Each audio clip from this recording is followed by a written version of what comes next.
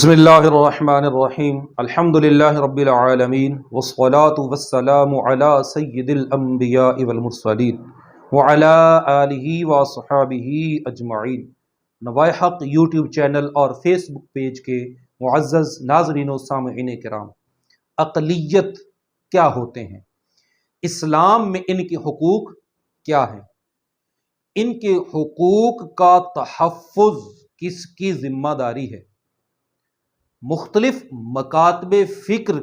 کا ان کے متعلق، ان حقوق کے متعلق نقطہ نظر کیا ہے؟ یہ آج کی گفتگو کا موضوع ہے۔ تو مختلف مکاتب کا نقطہ نظر آپ کے سامنے رکھنے سے پہلے مقدمہ کے طور پر چند ایک باتیں میں آپ کو عرض کر دیتا ہوں کہ اقلیت کسی اسلامی ریاست کے اندر رہنے والے وہ افراد کے جن کا مذہب وہ نہیں ہے، یعنی اسلام جو ریاست کا مذہب ہے، جیسے کہ پاکستان ہے تو اس کا اسلامی جمہوریہ پاکستان جو نام ہے اس وجہ سے ہے کہ بنیادی طور پر یہ اسلام کے نام پر ریاست بنی ہے اور اسلام اس کا سرکاری مذہب ہے۔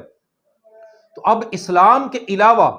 جس بھی مذہب سے تعلق رکھنے والے یا کسی بھی مذہب سے ان کا تعلق نہیں ہے، جیسے ملحدین ہیں،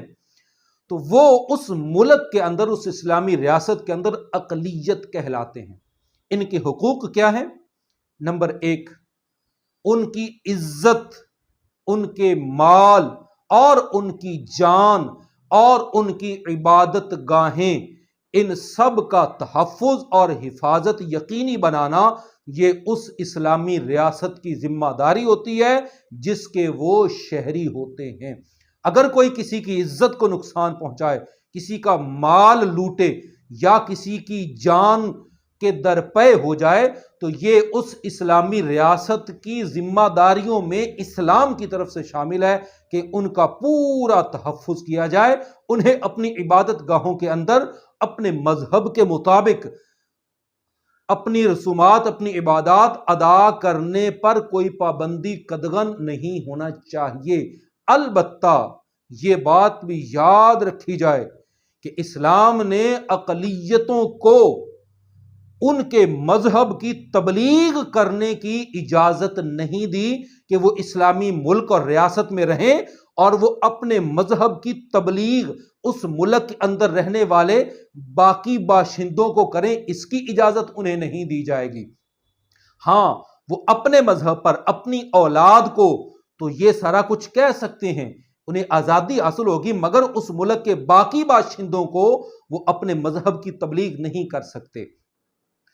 اب یہ رہے گی کہ ان کے حقوق کا تحفظ یہ یقیناً اس اسلامی ریاست کی ذمہ داری ہے، اور کسی بھی مکتبہ فکر سے تعلق رکھنے والے کسی فرد کا اس جو میں نے عرض کیا اس نقطہ نظر سے اختلاف نہیں ہوگا۔ کوئی یہ نہیں کہے گا کہ ان کی مال کی حفاظت کرنا یہ اس اسلامی ریاست کی ذمہ داری نہیں ہے۔ کوئی نہیں کہے گا کہ ان کی عزت کی حفاظت کرنا اس ریاست کی اس ذمہ داری نہیں ہے۔ کوئی نہیں کہے گا کہ ان کی جان کی حفاظت کرنا اس ریاست کی ذمہ داری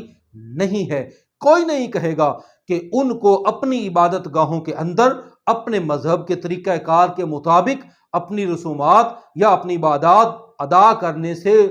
روک سکے کوئی، ایسا کوئی بھی نہیں کہے گا۔ اب آ جائیں اگلی بات پر کہ اگر اقلیتیں ان کے کسی فرد سے کوئی ایسا کام صادر ہو جائے، کوئی ایسا فعل کر دے، کوئی اس مذہب یعنی اسلام کے جو شعار ہیں ان کی وہ توہین اور بے ادبی کرے، تو کیا اب ان کو سزا بھی ہوگی اور اس کا طریقہ کیا ہوگا؟ جی ہاں، اگر اقلیتوں میں سے کوئی فرد شعار اسلام کی توہین کرے گا تو سب سے پہلا کام ہے کہ اس ریاست کی، اسلامی ریاست کی یہ ذمہ داری ہے کہ وہ ان کو گرفتار کرے اور اس معاملے کی تحقیق اور غیر جانبدارانہ تحقیق اور تفتیش کرے، اور اگر اس کے اندر وہ جرم پایا جائے جس کا اس پر الزام ہے تو وہ پھر اسلامی ریاست کا مجرم ہے، اور ریاست اس بات کو یقینی بنائے گی کہ اس کو قانونی طریقہ کار کے مطابق سزا دی جائے گی۔ یہ سزا دینا اس اسلامی ریاست کی ذمہ داری میں شامل ہوگا، جیسے اس ریاست کی ذمہ داری میں ان کے بنیادی حقوق کا تحفظ شامل ہے، ایسے ہی اگر وہ شعار اسلام کو نقصان پہنچائیں، توہین اور اہانت کریں، تو پھر اس جرم کے ثابت ہونے پر ان کو سزا دینا قانون کے مطابق، یہ بھی اسی ریاست کی ذمہ داری میں شامل ہے۔